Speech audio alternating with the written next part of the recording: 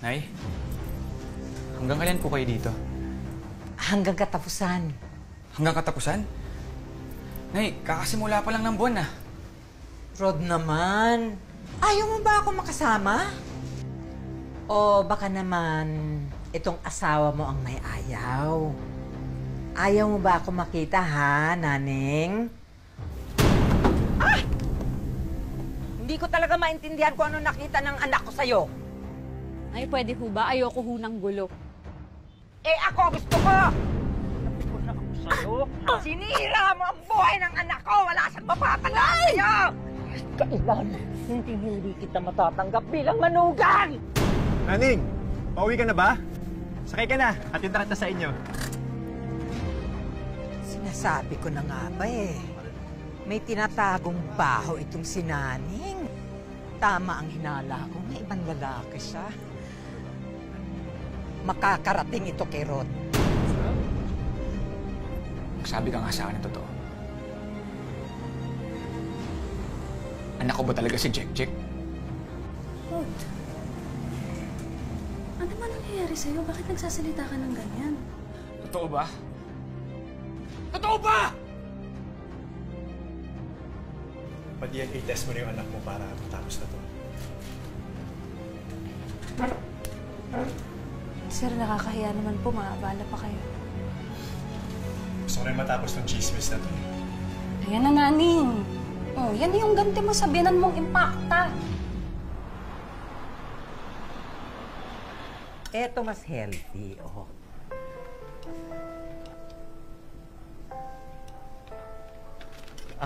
Ano to?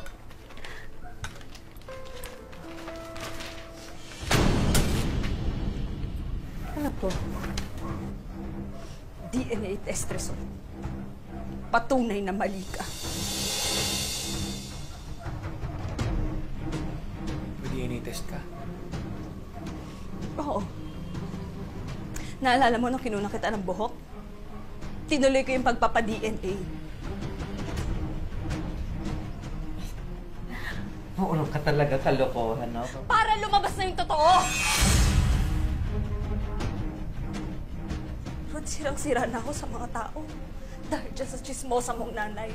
Ngayon, kung hindi ka pa rin naniniwala sa akin, sige, tapos na tayo, isusoli na kita sa nanay mo!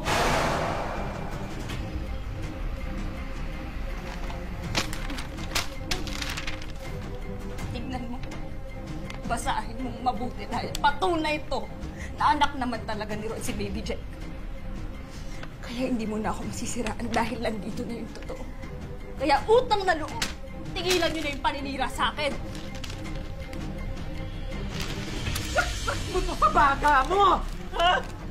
Kahit ilang DNA test pa ang ipapagawa mo, hindi kita matatanggap. Hindi kita magiging pamilya. Ilusyonada ka. Ilusyonada ka. Manigas ka. Sampit ka lang sa buhay namin ng anak ko. Ay, tama na! Bitiw mo si Naning. Lubayan mo na kami! Ay, mahal kita bilang isang ina. Pero may sariling pamilya na ako. Sila ang responsibilidad ko. Kaya sa pagkakataong ito, sila ang pipiliin ko. Anak, ako ang nanay mo. Ako ang nagluwal sa'yo. Ako ang nagpakahirap buhayin ka. Anak mo pa rin ako. At nanay pa rin kita. Pero kailangan ko maging tatay at asawa sa pamilya ko.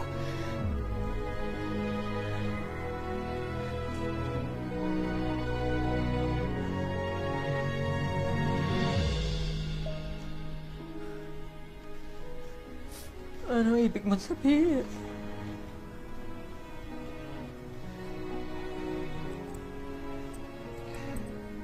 Ay,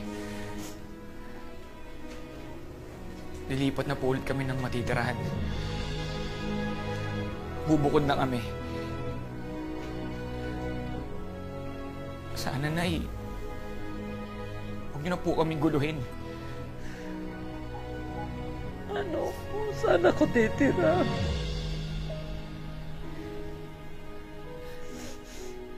Nakapag-advance na po ako dito sa apartment. Gamitin niyo po muna. Lilipat na kami ng mag-ina ko. Oras na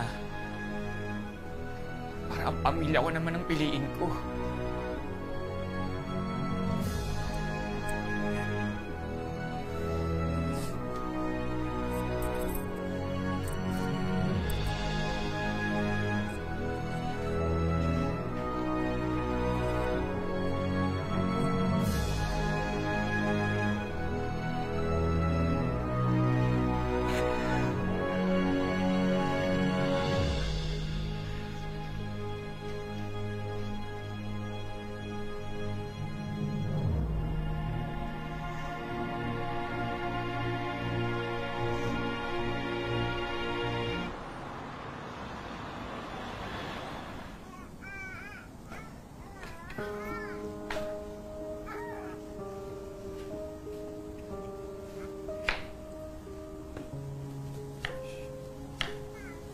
Mahal, pasensya ka na. Mas maliit na apartment yung nalipatan natin. Okay lang. Wala man tayo magagawa eh. Tulungan na kita dyan. Patulugin mo na lang si Jack. Ako na dito. Tulungan si Jack. Sorry talaga sa mga nangyari, ha. Sa lahat ng mga nagawa ko sa'yo. Alam ko na madami akong pagkukulang. Dahil na sa mga panahon na hindi kita kinampihan. Tapos na yun. Iwan na natin yun. Kailangan ko lang pumagitna sa inyo ni Nanay. Naiipit lang ako. Sana maintindihan mo. Sana ngayon kapakanan naman namin ang anak mo ang unahin mo. Mahal, gusto ko lang malaman mo na kayo lang ni Jack ang buhay ko.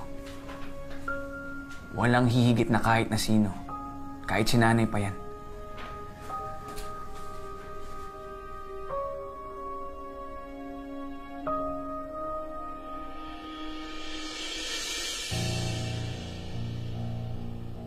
Kasalanan ito ni Naning eh. Binilog niya ang isip ng anak ko. Alam mo nga, Mari, tigilan mo na yung paghabol kay Naning. Dapat mo na sigurong tanggapin na siya ang pinili ng anak mo.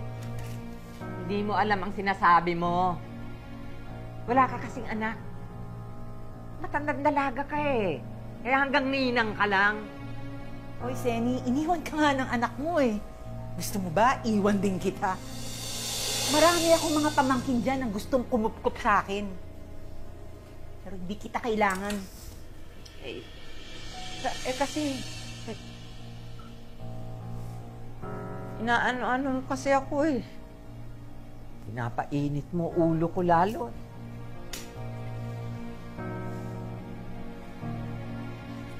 Tulungan mo na lang ako. Sige na, para magkita kami ulit ng anak ko.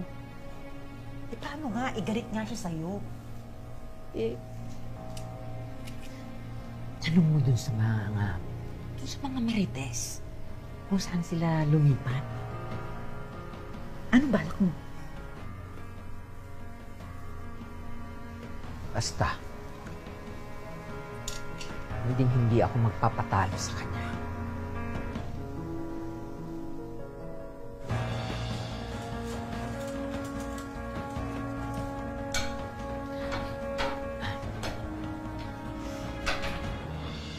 Rod, anak. Ay, ano nangyari sa inyo? Ba't di kayo makalakad? Alam mo, nagkasakit ang nanay mo nung umalis kayo. Nangulila, lalo na sa'yo, Rod. Hindi ko kayang wala ka, anak. Kailangan kita. Nay, alam niyo naman kung bakit, di ba? Hindi ko naman gusto na mangyari ito. Nakaraan na yon, anak. Alam mo ba, pinahanap ko kayo kay Flor. Kasi gusto kong pumunta dito, kausapin kayo. At humingi ng paumanhin sa lahat ng nagawa ko. Meron lang akong pakiusap sa'yo, ha? Isa lang.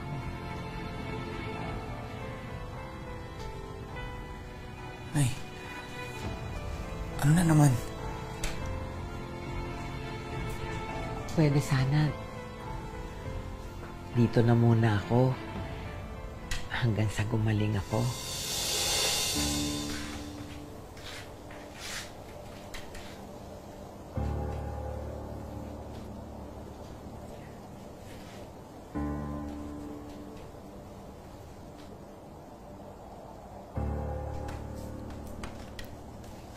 Mahal, ang gagawin natin? Ayoko sana nandito siya. Pero syempre, nanay mo pa rin naman yan. Ayoko namang may masabi na naman siya sa akin. Basta hindi niya tayo guguluhin at papakialaman. Sige. Dito na lang muna siya pansamantala.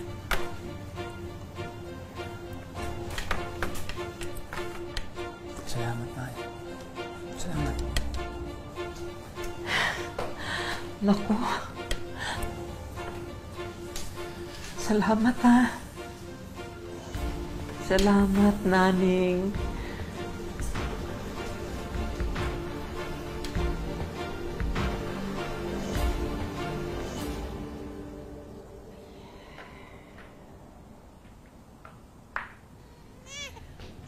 Ay, nako. Yung anak mo, umiiyak. Sige, balikan ko lang ako.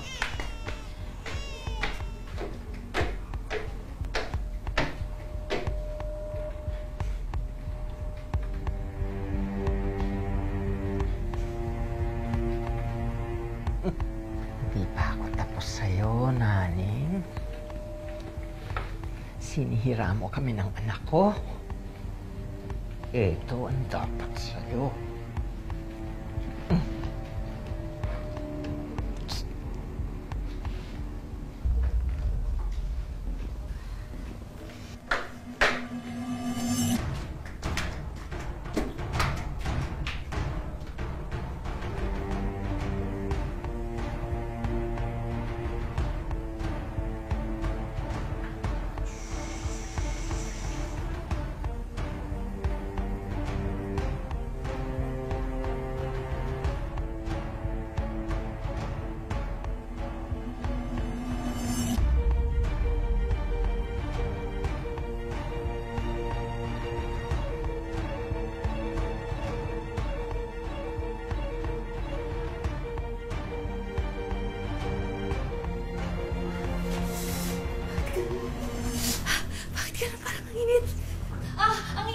Nilagyan po ng sili yung panty ko. Nagulat po ako dahil pagsuot ko po ng panty ko, sobrang anghang po. Gusto ko pong magwala. Gusto ko pong umiyak. Napakasakit. Ikaw naglagay ng sili sa panty ko, no? Nananahimik na ako dito. Ha? Ayoko nang magkagulo tayo dito sa bahay natin. Ha? Kaya tigilan mo ako. At saka wala ka namang ebidensya. Meron ba? Asa?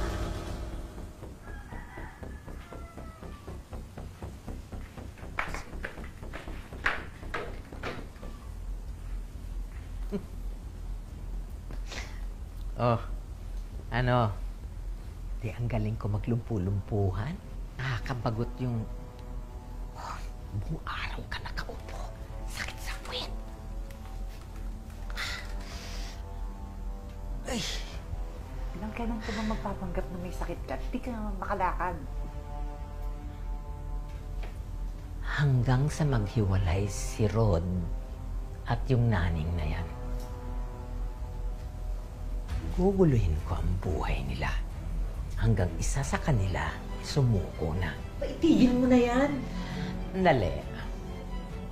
Nagawa ko na yung paglagay ng sili sa panty. Ano naman kaya ang susunod?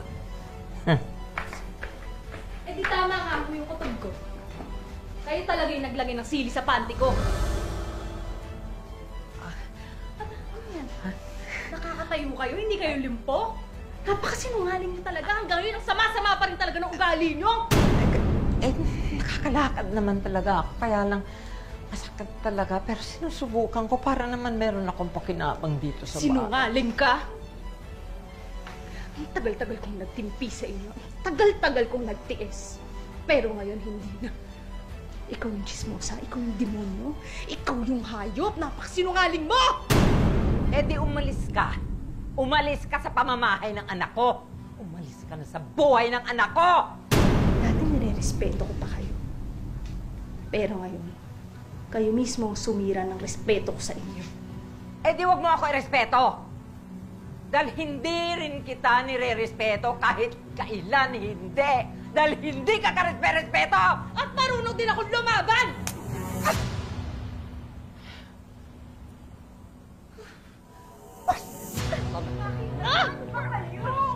Bastos ka! Bastos ka talaga! Lumayas ka! Lumayas ka dito! Bastos na akong bastos! Pero tandaan nyo, lahat ng mga panluloko nyo, lahat ng kasinungalingan nyo makakarating to kay Ron. Isusumbong ko kayo ngayon din. Yan, sige! Lumayas ka! Basta ako, hindi ako papayag na sinunalo ko!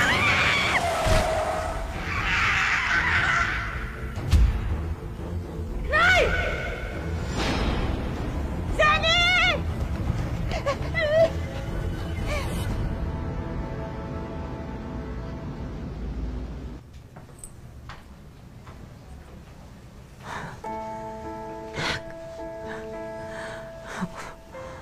Buti dinalaw mo ako.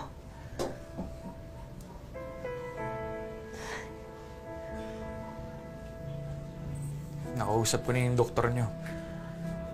Sa makalawa, makakalabas na kayo.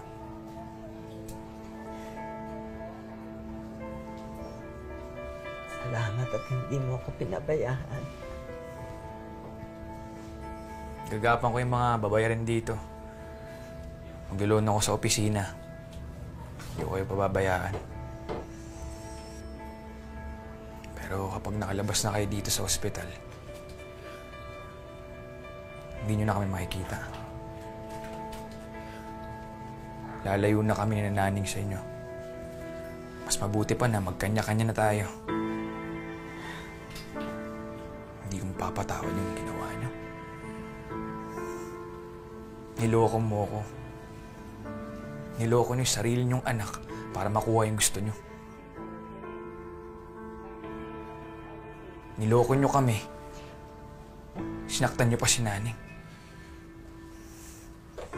Ang dami nyong ginawa para sirain kami mag-asawa. Parang hindi na ikaw yung nanay ko eh. Parang ibang tao ka na. Walang nanay ang gagawin nito sa pamilya ng anak niya.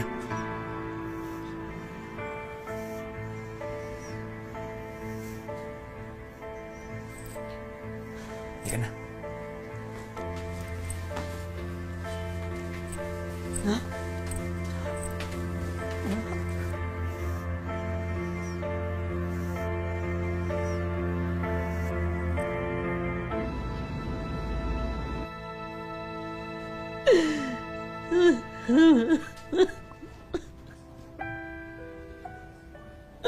Ron.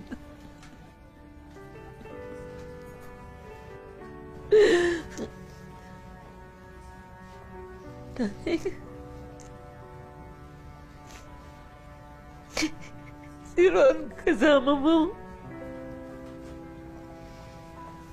Hindi po alam ni Rod na nagpunta po ako dito. Gusto ko lang po sana kayong kamustahin. Kasi alam ko din na busy si Aling Flo. Wala pong mag-aalaga sa inyo. Hindi ka ba galit sa akin?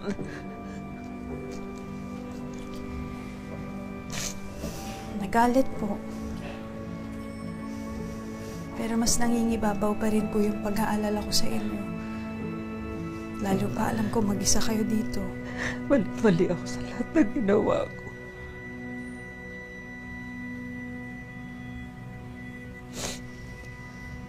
Anong klaseng nanay ako? Anong klaseng nanay ako? Huwag kayo masyado gumalaw.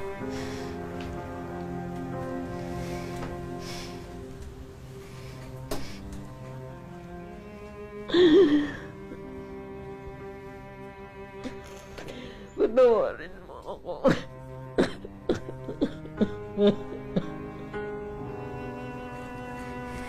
Tama na po. Patawarin mo.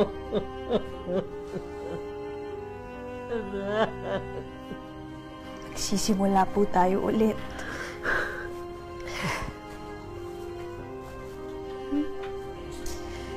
Aayusin po natin to. Hindi pa po huli ang lahat.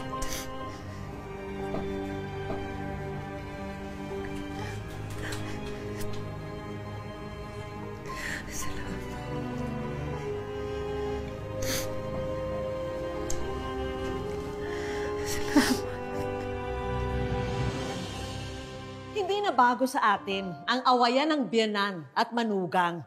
At marami sa atin, personal pa itong pinagdaanan. Sa kanyang mga anak na lamang humuhugot ng lakas ngayon si Naning para kayanin ang mga kinakaharap na pagsubok. Ay, Nani. Hello, welcome sa Wish Ko Lang. Ha? Anong nagawa mo para sa kanya na feeling mo talagang hindi ka pa rin hindi pa rin gumaan yung loob niya sa'yo? Noon po kasi, hindi po nila ko tanggap. Bakit? Siguro po, mas may gusto pa po siyang iba sa ano niya. Minsan po napapatulala ako bakit ko po naranasan yun. Magmamahal lang naman ako ng totoo. Naning, meron kami mga hinandang sorpresa para sa'yo. Mga konting tulong na sana pagpangiti sa'yo. Halika, tingnan natin. Sige. Unang-una, merienda business, frozen meat products para pwede mong ipang negosyo at sana makatulong yan sa'yo. Dinagdagan pa namin yan ng mga grocery items. May mga gamit pambahay at mga Melaware set. Alam naming meron ka pang maliit na baby kaya naman magagamit mo itong bagong crib. Sana magamit mo ito lalong-lalo na sa mga bago mong negosyo. Buksan mo. Yan! Meron kang brand new cellphone. Sana magamit mo rin sa mga negosyo mo. Hindi pa riyan nagtatapos ang aming sorpresa para kay Naning. Para naman makapag-relax siya kasama ang kanyang pamilya, isang staycation package na pwede nilang ma-enjoy. Siyempre, para sa anak mo, meron tayong educational assistance. Ha? Thank you po, Ma'am. Ha? Oo. At hindi pwede mawala ang Wish Ko Lang savings para makatulong sa iba mong pangangailangan. Ha? Nagpapasalamat po ako sa Panginoon. Lalong-lalo po sa inyo, Ma'am. Sa Wish Ko Lang, sa buong staff po. Thank you rin, ha? At shinare mo sa amin yung kwento mo, ha? Talagang sana ito na yung maging bagong simula para sa'yo. Ha? At sa mga anak mo rin. Ha? Mga kapuso, meron ba kayong mga wish? Ipadala lang ang inyong kwento sa aming official social media pages at malay nyo, wish nyo na ang susunod nating tutuparin. Dahil lagi po nating tatandaan, hanggat hindi tayo napapagod, humiling at maniwala, hindi tayo mapapagod lumaban sa buhay. Ako po si Vicky Morales at ito po ang Wish Ko Lang.